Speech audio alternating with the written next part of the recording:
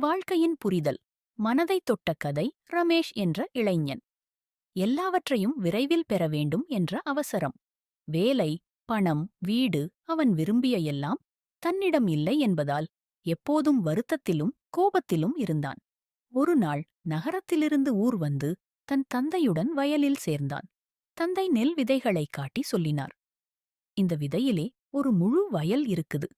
ஆனால் அது நேரமும் பொறுமையும் கேட்கும். ரமேஷ் சிரித்தான். விதை போட்ட உடனே விளைச்சல் வரணுமே என்ற அவசரம். தந்தை அமைதியாக ஒரு விதையை மண்ணில் புதைத்து ரமேஷிடம் கேட்டார். நாளைக்கு முட்டாள்னு தோன்றலாம். ஆனா ஒரு நாள் இந்த விதை மரமாவதும் உண்மைதான். சில நாட்களுக்குப் பிறகு வயலில் மெல்ல பச்சை முளைகள் செழித்தன. மழை, வெயில், உழைப்பு எல்லாம் திரும்பச் செய்யத் தந்தையை பார்த்து ரமேஷ் மனதில் ஏதோ மாறத் தொடங்கியது. ஒரு மாலை தந்தை சொன்னார். வாழ்க்கைன்னா பயணம். விரைவா ஓடுற போட்டியல்ல. ஒவ்வொரு நாளும் ஒரு முன்னேற்றம். அந்த வார்த்தை ரமேஷின் உள்ளத்தில் பதிந்தது.